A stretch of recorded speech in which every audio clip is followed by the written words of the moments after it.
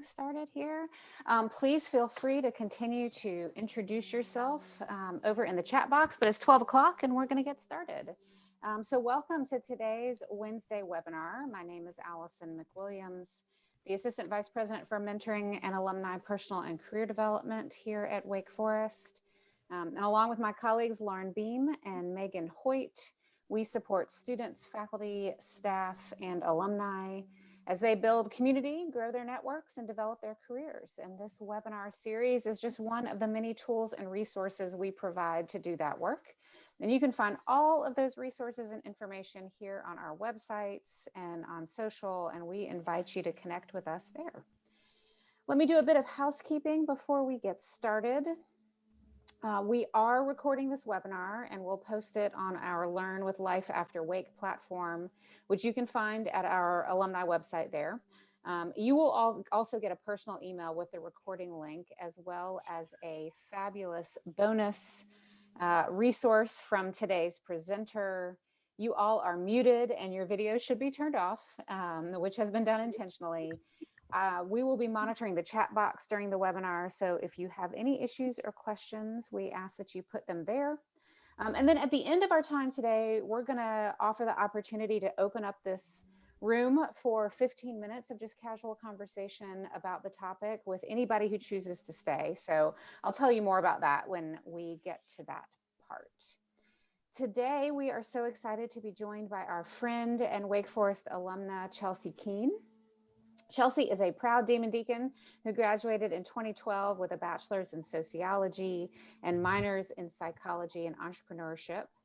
After growing as a career development and higher ed professional at Wake Forest and then at Penn State, Chelsea launched her own career coaching practice called Uplifted Ambitions Career Coaching, specializing in supporting ambitious early and mid-professional women. She loves listening to career development podcasts while walking her baby boy in the stroller, and is constantly balancing her love of fitness and Moose Tracks ice cream, which I think we can all relate to.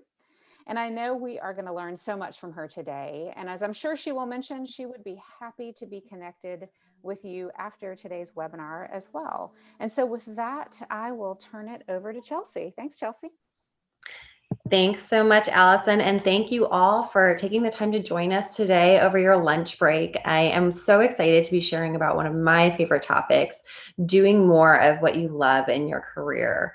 I want to just take a quick moment to thank the Wake Forest Alumni and Personal and Career Development Center team, Allison, Lauren, and Megan, for sharing all of these valuable webinars. I know I've personally tuned into several of them. And I honestly personally still credit Wake Forest's OPCD for helping me to do more of what I love in my career, which I'll touch on in just a moment.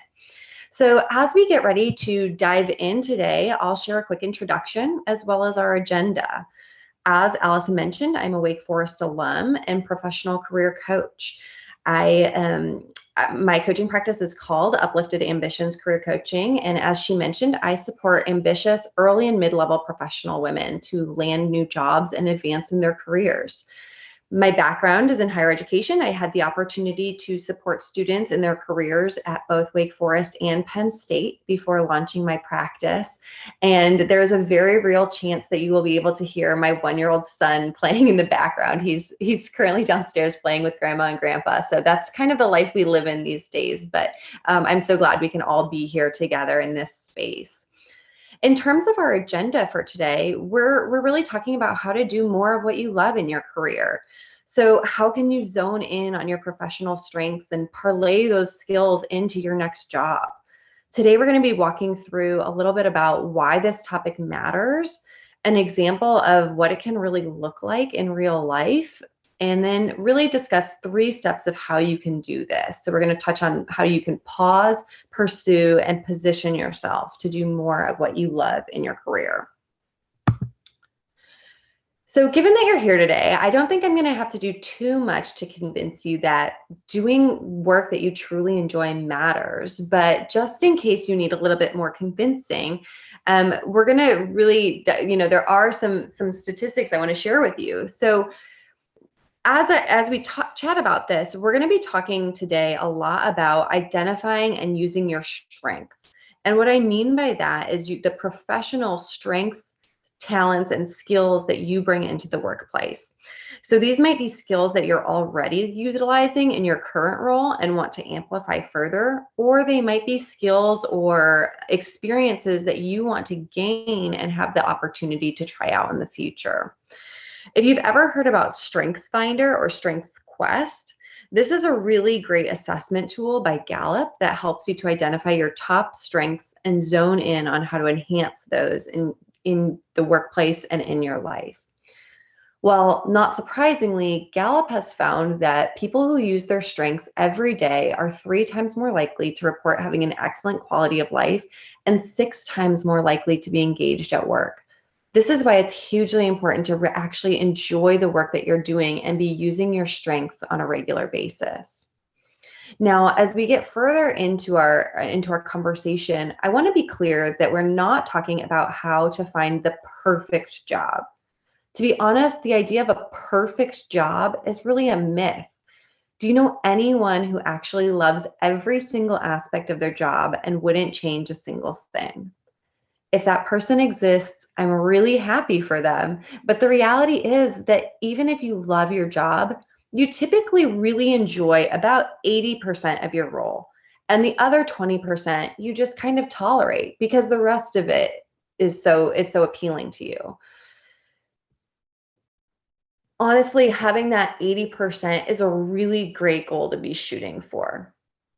But since you're here today, I'm guessing that you may be feeling currently, or maybe you felt in the past, like, Chelsea, I really only enjoy about 20% of my role, and I pretty much hate the other 80%. Honestly, that's okay too. I've been there.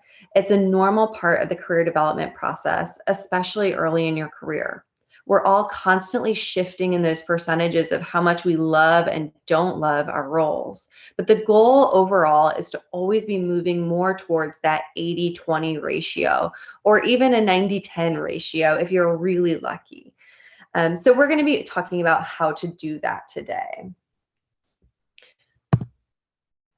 To help you visualize what doing more of what you love could actually look like in your life, I want to share a quick personal example of what this process has looked like in my life. Some of you might be able to relate that I actually ended up on a completely different career path than what I had envisioned for myself in college. So this lovely picture you have up here is actually a picture of me during my first job after college. I was working at Wake Forest, which I never intended on doing, and I was working with student athletes, which I especially never intended on doing. This was an incredibly ironic job for me because I actually didn't even like sports, yet here I was. So I had always envisioned seeing myself going into the nonprofit sector, but as graduation neared, I was struggling to find a job, and I had learned through a connection about the opportunity to coordinate community service events for Wake Forest student athletes. Since I was really interested in gaining event management experience, I figured that this role would help to propel me into the nonprofit sector, and I would have the opportunity to grow in the area of event management. Well, I quickly learned that I actually hated managing events. I was great at planning and organizing all of the details ahead of time, but it was just not my skill set to be running events on the day of. Maybe you can relate to having one of these realizations early in your career. There's something you really thought you wanted to do, and once you get into it, it is just not your area of expertise. Well, honestly, sometimes those can be just as important lessons to learn about what we don't want in our career as much as what we do want. Well, thankfully for me, this position also exposed me to the worlds of career development and higher education, 2 fields I didn't even realize existed. We were starting to expand our career resources for student athletes, and I realized that helping others to identify their skills and providing them with the practical tools to achieve their career goals was an ideal way for me to utilize my professional strengths of relating to, encouraging, and educating others. So I started learning everything I could about the field of career development. I mentioned that I still credit the OPCD for helping me to do more of what I love in my career because I sought out a mentor in the OPCD that I'd worked with a few times in my role in athletics. Patrick provided me with valuable insights about the field, connected me with other career development professionals, and I was even able to help with several career development projects for student athletes that helped me to gain experience. So I was really excited to be pursuing my new vision of becoming a career coach. Well, as life happens, after a few years and a cross-country move for my husband's job, I found myself in a position that had nothing to do with career development. I was working for Penn State World Campus, focusing on Penn State's online academic programs, and I honestly only enjoyed maybe about 30% of what I was doing in my position. I was so discouraged to feel like I wasn't able to use my strengths in my role or incorporate my interest in career development. But after a few months, while I was also pursuing my master's degree, I had an idea for how I could start gaining additional career development experience and begin building connections with career professionals at Penn State. I asked my supervisor if I could spend a few hours a week learning from and supporting the student affairs department that was just down the hall, which included a career development component. I outlined to my supervisor how this experience would help me to build bridges and strengthen the communication between our two departments, and shared how it would support me in pursuing my professional development goals for the year. After getting my supervisor's buy-in, I was able to contribute to the career development projects of this other department and actually even create my own program providing virtual internships for our online students. These projects had absolutely nothing to do with my job description, but you can bet that I included them on my resume, and they were a primary talking points during my interview for the career coaching job I landed a few months later. I share this story to give you a personal illustration of how you can effectively implement the 3 steps we're going to talk about today. In my own life, I had to pause to clarify my strengths, pursue support, information, and opportunities to gain experience, and finally position myself to effectively land a new role doing more of what I loved.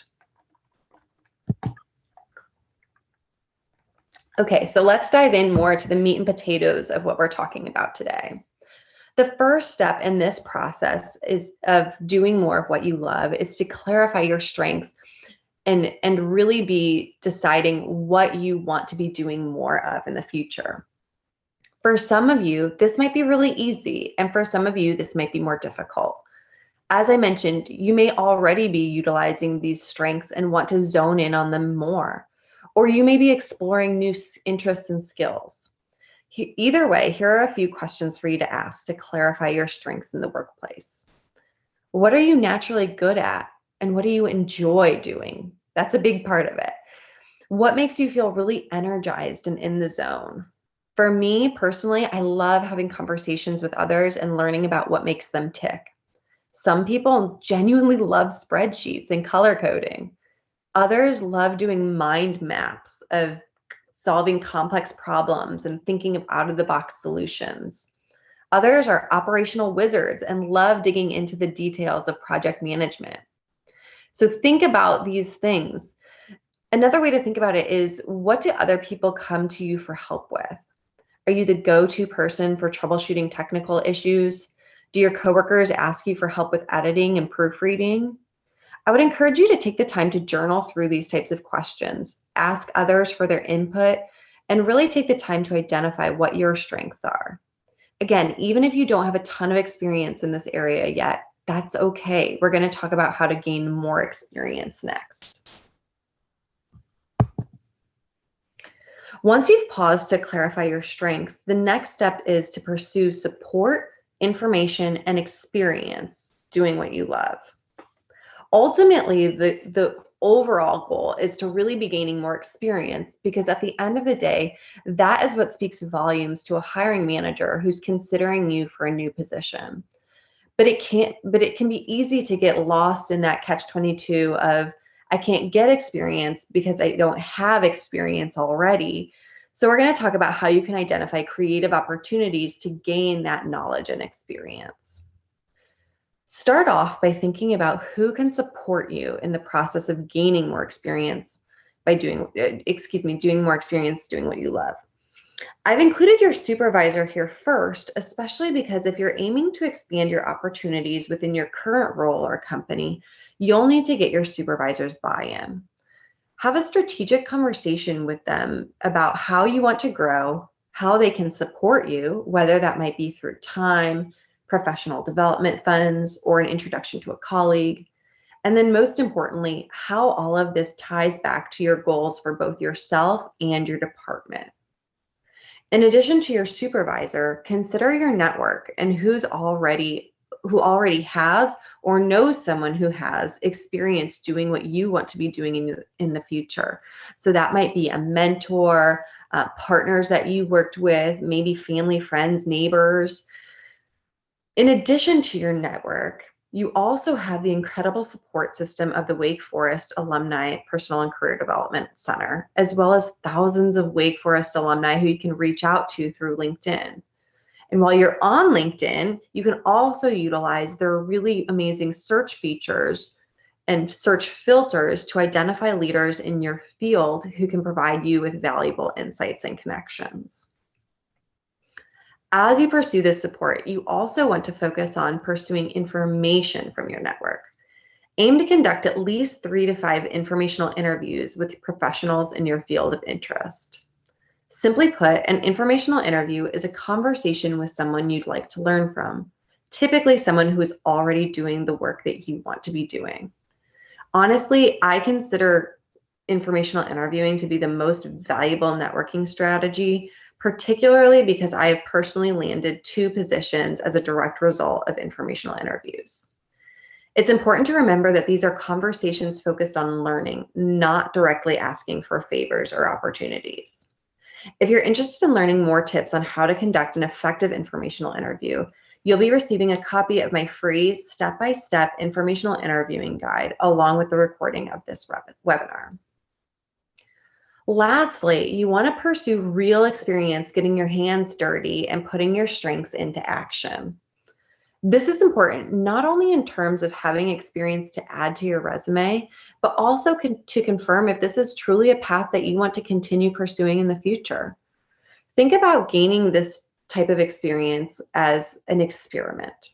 It may affirm that you want to continue pursuing this skill, or you may head back to the drawing board and continue exploring other strengths. Either way, that's okay. That's all part of this process.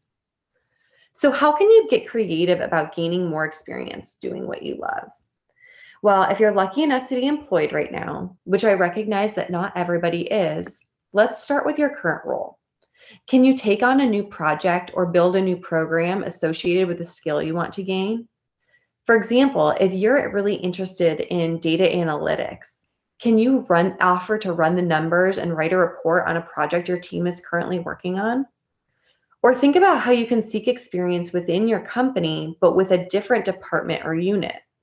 For example, if you currently work in human resources, but you've always had a passion for digital design and marketing, can you connect with someone in your communications and marketing department to shadow some of their meetings and perhaps even create some mock-up designs of for the new HR initiative that your department is running?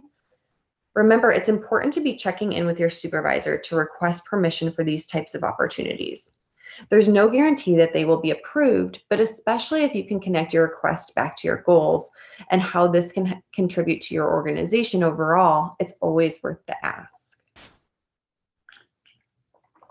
If you're not currently employed or you're interested in learning about a completely different industry, another opportunity to consider is getting involved with professional associations and volunteering for committees or projects. This is a great way to gain both experience and new connections in the industry. Other ways to gain knowledge and experience would be pursuing trainings, webinars, or courses. Your current company may offer professional development training programs, or you can find webinars like this one through Wake Forest or a wonderful resource of LinkedIn Learning. There's also a variety of free or paid courses to help you gain deeper experience and knowledge through resources like General Assembly, Coursera, edX, Udemy, or even some local technical schools. Depending on your area of interest, you might also decide to pursue a graduate program or certificate. And finally, depending on your interests, you may even be able to get paid while you build your portfolio and hone your craft. Websites like Fiverr, Fiverr, and Upwork are great for the gig economy. So for example, if you're interested in copywriting or web design or content marketing, you can use these sites to actually get clients and paid for the work that you're doing while you're gaining experience. Overall, you want to get creative about how you pursue support, information, and experiences that will help you to do more of what you love. The final and perhaps most crucial step in this process is positioning yourself to land a new role of doing more of what you love. After you've been able to gain experience honing your new skills and strengths, you'll want to update your professional marketing materials and integrate this into your personal brand. What I mean by professional marketing materials is your resume, cover letter, and LinkedIn profile, because these are truly marketing materials, and even though we often don't think of them that way, you're marketing yourself to your future employer. Depending on the experience you've gained, you might be adding a new bullet point under your current role in your resume, or you might be adding a new software program to your skills section, or maybe even adding an entirely new experience if you've started a freelancing project. I recognize that depending on the situation, this experience or skill may look a little bit out of place on your resume. And so that's a great opportunity for you to use your cover letter to really explain and enhance this part of your story. Also, in terms of branding, remember to be posting and sharing about what you're learning on your LinkedIn profile. This is a great way to align your personal brand more closely with the type of work you want to be doing in the future. Another important tip on the subject of professional marketing and branding is to be making sure that as you're seeking this gaining additional experience, you'll want to make sure to document everything that you're working on, especially any key metrics that you can share, whether that's on your LinkedIn profile or in your resume. Especially if this experience is in a different field or industry than you're currently working in, absorb the language and the industry jargon that you're hearing around you. It's critical when updating your resume, cover letter, or LinkedIn profile to be speaking the language of the employer. One additional quick tip for those of you who are seeking to transition into a completely new industry and you're concerned about having a non-traditional background for the new role that you have your eyes on, I would encourage you to follow fellow career coach and Wake Forest alum, Austin Belsack. He has a really interesting story about going from being pre-med with a 2.5 GPA to working at Microsoft. And he shares some amazing tips on LinkedIn and on his website, Cultivated Culture, about how to get hired when you have a non-traditional background. So be sure to look into that if that's something that's of concern to you. Lastly, in addition to updating your materials with your new experience, focus on leveraging the relationships that you've built throughout the process. Ask your connections for suggestions and advice about specific job titles, companies, or resources that they would recommend you look into. If you have a strong relationship with them, they might even be willing to make some e-introductions or referrals to their contacts who can support you in transitioning into a new role that is more in alignment with the work that you love. Overall, I hope these strategies and tips have encouraged you to pause to clarify your strengths, pursue support, information, and experiences, and ultimately position yourself to land a new role that will allow you to really hone in on your strengths and do more of the work that you are called to do. I truly appreciate your time and would love to get in touch with all of you. I'm more than happy to stick around, as Allison mentioned, and answer any questions that you all might have. And as we mentioned, you'll be receiving one of my free guides on informational interviewing. If you're interested in receiving some additional free career guides that I have about clarifying your career path and how to write a resume for your future employer, as well as join my email list for my weekly career insights, feel free to hop over to www.chelseakeen.com/clarify. And I'd also love to connect with you on LinkedIn. Feel free to reach out. I share tons of content and actionable tips every week for your job search as well as career advancement. So feel free to reach out to me, share about your biggest takeaways from this session, and I will look forward to being in touch with you. Awesome. Thank you, Chelsea. Really appreciate it. Love all that great advice and wisdom in there. And let me mention as well that we have on our Life, Learn with Life After Wake site, where you will find all the recordings of our webinars. Megan actually has done a couple of great webinars on making LinkedIn work for you, on how to network with people virtually. So I would also point you in that direction. Also, in a few weeks on March 24th, Austin Belsack is actually going to be leading one of these for us on writing cover letters. So be sure to check that out. And he definitely has great wisdom and information to share as well. I do want to remind everyone to stay connected with us. You can subscribe to our e-newsletter, Beyond the Forest, to get a first look at other events like these. And in a couple of weeks, our next Wednesday webinar will feature a conversation with Nate French, who leads our Magnolia Scholars program here on campus, as well as one of his alums. And they're going to be having a conversation about the transition from college to life and work after college for first-generation college students. So, you know, even if you're not a first-generation college student, there's going to be great information in there for all of us to benefit from. And I know it's going to be fun and it's going to be an enlightening conversation. So I hope you'll grab your spot for that. So with that, we are officially adjourned. So thank you to everyone. If you want to stick around for the after webinar conversation, again, it's just going to be about 15 minutes. Hang out. In about 60 seconds, I'm going to stop the recording. We'll stop sharing the screen, and then we will turn on videos and mics for those who want to stay. And if you don't want to stay for that, it's totally fine as well. Look for the email in your inbox later with those additional resources, and I hope that everybody has a great day.